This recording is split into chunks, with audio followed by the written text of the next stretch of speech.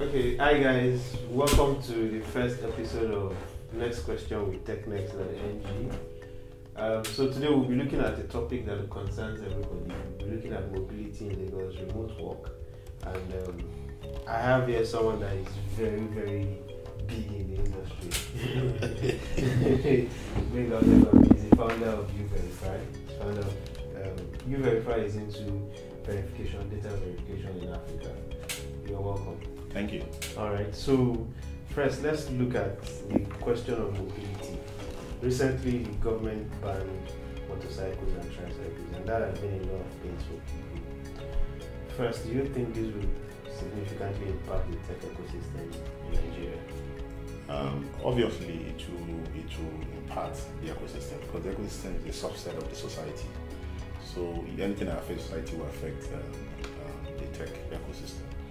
So I know a lot of young, like some of my own guys, they're always on the Okadas, trying to move. Time is money for them. So obviously with the ban, it has affected our economy. So I think the impact will be, I think everybody have to figure out a way around that. Okay. People have to find a way around it. I mean, some people took to trekking, some people are buying cars, obviously, they have the cash. But as a startup owner, you have a lot of your staff members that do not have the capacity to own their cars. And people are beginning to think about options to ease the stress.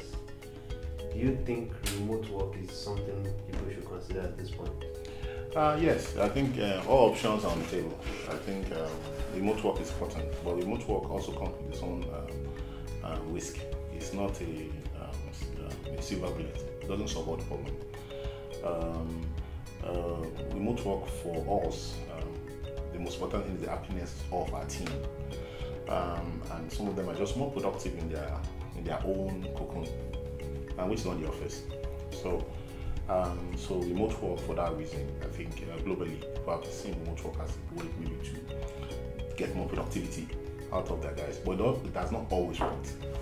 A typical example is Yahoo, where they experimented with remote work and they lost their culture completely, and you can see what eventually happened to Yahoo.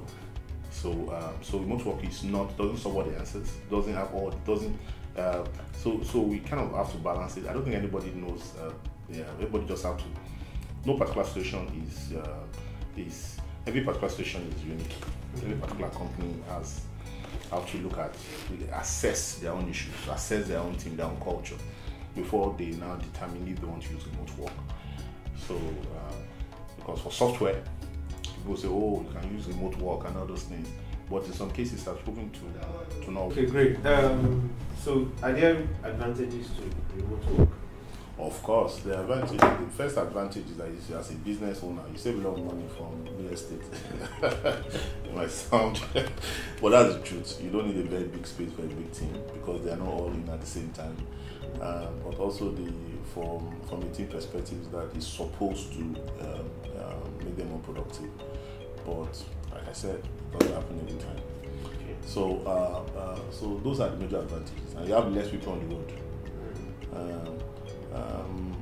But I'm not sure how that impacts like Lagos, because we only have 20 million people. So how many of them are doing remote work? And the goods have to move from one place to another. So you can't do that by doing remote work. So I'm not sure the impacts we will have in the tech space in the overall traffic system of Lagos. Okay. So next question will be, does it influence productivity? We have this argument. I've seen it a lot of times on social media. People saying, "Oh, remote work works well. It makes people more productive." And some people will be sharing practical examples to say, "Remote work does not work for me." So, like from an experience perspective, does remote work improve productivity? Okay, from my own personal experience, when I was a consultant at 2 Point, our office was in UK. I was working out of Kenya and Nigeria. So remote work was perfect for me. But I think it's based on your personality. It's not for everybody. You must admit that. So it's not for everybody. Some of us like to meet people, socialize. Some of us hate it. Some of us just want to be by ourselves. And so if you are that kind of person that wants to buy a PC like a typical programmer, a typical geek, I think it's going to work. It's going to be perfect for you. But if you are somebody that you need to socialize, need to engage people, it's not as if you cannot do that with a lot of WhatsApp and FaceTime. But you still need one-on-one with people. You need to talk to people and see their body language. So I think it's dependent a lot on the personality, the person involved, but it doesn't work for everybody. So it will be a wrong assumption to assume that it works for everybody. It doesn't. So some people want to come to the office. So okay, but so let's localize it. The experience working with Nigerians, can they self-control themselves to be productive if they don't work under the strictures of an office space? If you don't tell them resume by 8, close by 5, sit at your desk, you have a monitoring gadget and all that, can people actually be productive on their own? For my people can be. It's also a factor of the staff the company employ, the type of people they employ, and their culture. So because if you employ people that are self-disciplined and they are truly self-disciplined, that's not a problem. Yeah, remote work, they're just going to be self-improving themselves. But if you have employed people that are not self-disciplined, which by default, I think that's most Nigerians are not self-disciplined, remote work will not work for you at all. Because they will just see people don't like coming to office. People don't like working. I don't think most Nigerians like working. So you're not telling them don't come to the office. There's no supervisor. Might be right. So this is the time to grow and you pay for it. Yes, you don't be paying for nothing really. So and I think that's a cultural thing. So it's much easier if you're just starting a new company or you're a young company like startups. But if you're a very big organization that have been here for years, it's going to be almost impossible for you to pull off. Because you already have a culture, you have all those things, you have people that have gone through the ranks, and all of a sudden you're saying that remote work, it's going to destroy. You need a whole organizational change project to pull that off, and most organizational change project fails. So it's going to be very difficult for them to pull off. So it's only maybe some startups that ensure that they're employing the right type of people. They have the right type of motivation, the right type of instrument to measure the work, and the metrics to measure the work, and the tools that can pull it off. Okay. So I hear that some banks already are experimenting with remote work. I have like 1 or 2 neighbors that work in banks, and they tell them if you come after 2 p.m. for some set of people. Some people come, go to work thrice a week, some people go to work twice a week. At that level, they are beginning to experiment with it. Do you envisage them sustaining that kind of system, or it's just a shock for the moment? It's still an experiment, because until our banks really go digital, somebody has to go to has to operate in the branch, and you have to look at the bulk of their staff. They're going to be maybe experimenting with the tech team, with people that don't actually physically have to be in the bank. But I think it's going to be a very small percentage of their workforce, and it's going to probably be majority of maybe young new people, trying to keep them, trying to make it more like an incentive that we too are cool. I think it's a beautiful thing they're trying to do, but it's going to take longer. It's going to take a while before a bank can have that kind of culture, because it's like I said, it's not very easy. They've been working and they are successful in what they're doing. All of a sudden, you want them to now change to remote work. It's going to be very difficult. Okay. That's a lot for us to chew on as a corporate system. So, but I'm not sure the state made provisions for people when we made this kind of law, and I'm not sure we have those kind of structures already. Because in my own system, for instance, we tried doing remote work with people, but we have issues about electricity, data is not good in my area, or things that are untoward. So PHCN or whatever the new name is announces that they won't be power for the entire day because the national grid has broken down. So somehow, even when you want to practice it, people in their respective homes don't have that kind of structure to operate in spite of the society like the office will cater for. So sometimes if you're telling people to work from home, it's like sentencing them to inefficiency for that day. I mean, and you say it depends on the type of people. Don't you think our society is actually not mature for that? Okay, just to add to that, when I was doing remote work, the company I was working for paid for those services, as in they pay for my internet, they pay to make sure that I have power, and they gave me the right tools. So and I think that's how remote work is. If you want to do it properly, you have to make sure your resources have the right tools, so you don't give a reason why they can't work.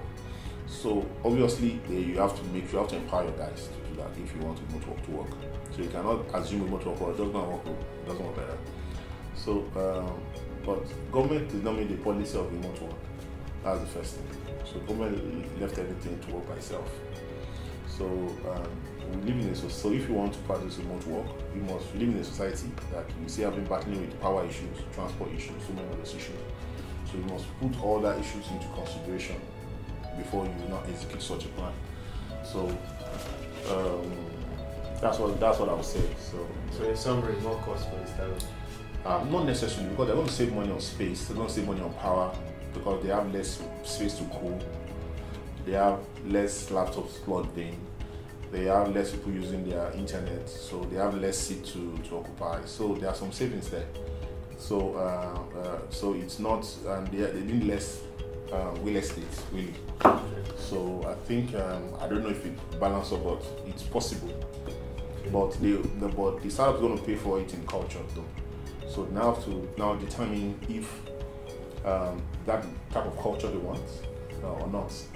So let's explore culture. What are some of those things that you, from your experience, have seen that could come up from having a remote work culture?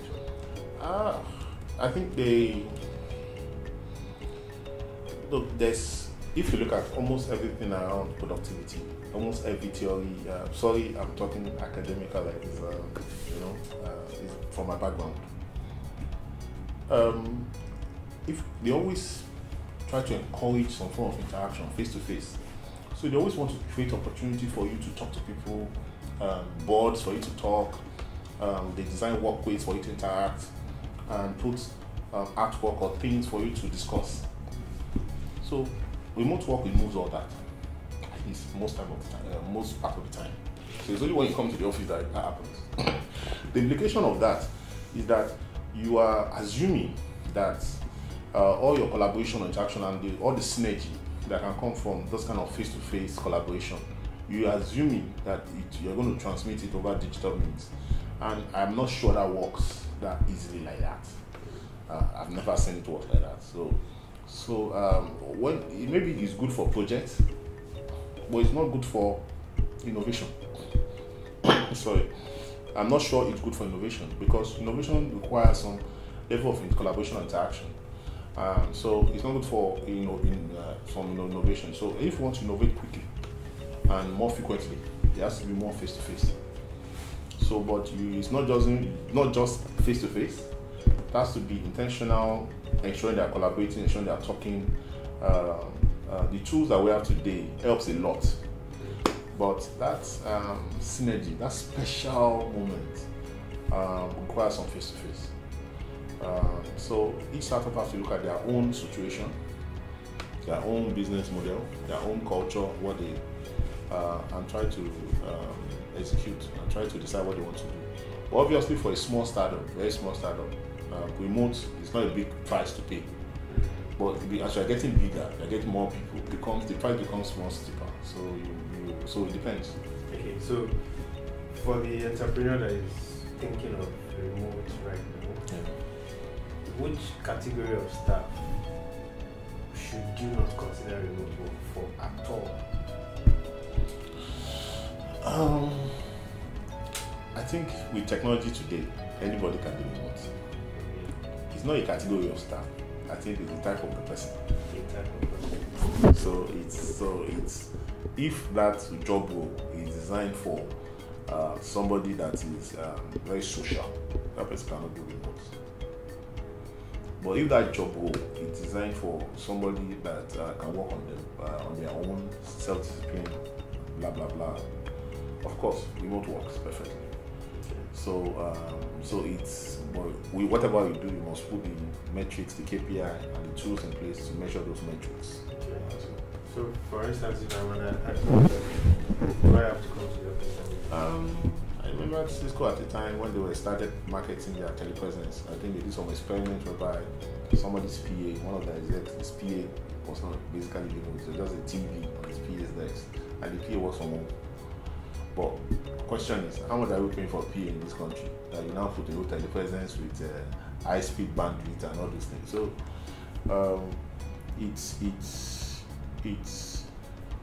it's possible because we are now have virtual assistants now. It's possible to now have a PA that is remote, but like I said, it all depends on the person. It all depends on the people. I think at the core of it is the people. Yeah. So it's not about whatever you have, it's about the people and how the job is designed for that person. So if there's a mismatch there, it's more to know. Great. So the next big question on the mind of a couple of people would be, how do I measure productivity? So if one of my staff is cut down in Paja, another one is in Lekki, another one is in Yaba, and some are in the office in Surulere, at the end of the day, how do I ensure that the person working from the Paja is as efficient as the person sitting in the office in Yaba? I think it's about the tax you give them. Except you are giving them the same tax, and you want to measure who is performing better. So, and that's even hard to measure because it depends on their personality and their skill set and so many other experience and so many other variables. And it's also different for each organization. So, for me, you cannot. It's too simple for you to say, oh, someone's lucky and you are less in Yaba. I think if you want to do remote, you must empower both to be able to work remotely and be efficient, so they don't need to get into the traffic. So, and you must make sure you understand their capability to measure their programmers, for example, their velocity. So, I think there are better ways that independent of their commute, they can measure their productivity. So, if you want to measure their productivity, you can measure it independent of how far they are living. So, the commute only has 2 hours or maybe 3 hours to that, maybe they wasted 2-3 hours. But truly for me, it's independent of their productivity.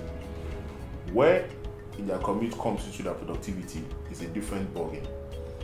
I have a personal belief that we Lagosians, I think more than half of our energy is using even to survive moving around Lagos. So if not just managing power, managing everything, it's 50% of our energy every day. So we don't have a lot of energy to do work. So we have a lot of wastage as individuals. No matter how productive you are wasting a lot of time and energy on living in Lagos. So yes. So everybody is exposed to that, except you are so lucky that your office and where you live is so close to each other, is a working distance. So, but I will measure productivity based on that. The society by itself we live in has reduced all our productivity by default. So that's why most of us are tired by the time we get home, even though we've not done much at work. Because all that energy went into surviving Lagos. So I think that's where I see, but productivity is independent of their commute for most of us. So, because if you put their commute into it, it's a different kind of metric you're measuring. I know some companies, what they do is they do like, they thank God it's Friday, maybe once, twice every month or once every month, and they will ensure that everybody, in spite of your working schedule, make sure you show up at that event. The purpose is at least you will see all your colleagues physically at least once a month. And if there are things that needs to be trashed, you could have that conversation right there, at least once a month. But that also comes with its cost. That means at least people come to the office, you buy small jobs and a couple of things. Do you see that as a good idea?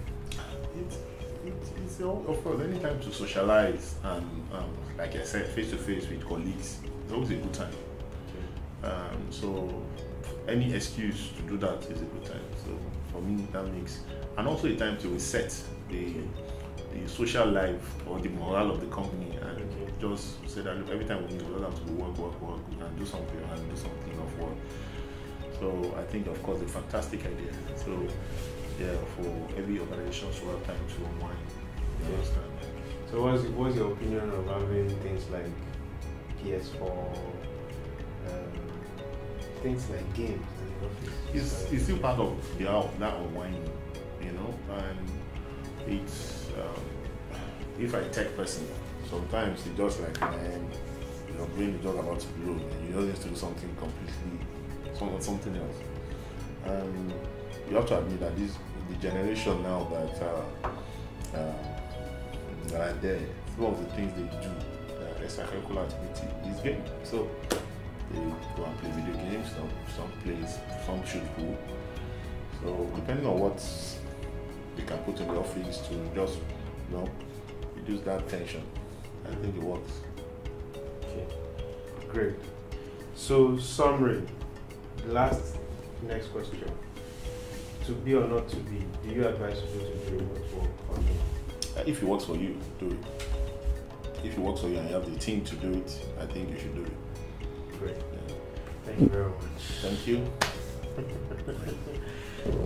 Alright guys, so today we've spoken about remote work. You're supposed to know how things works for you, ways you should manage your team, you should manage a remote team.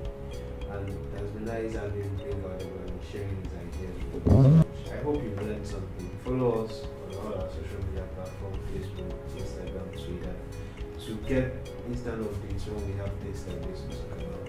And subscribe to our YouTube channel so that you can always watch our videos as soon as we post it. See you next time on next question. Thank you for joining me.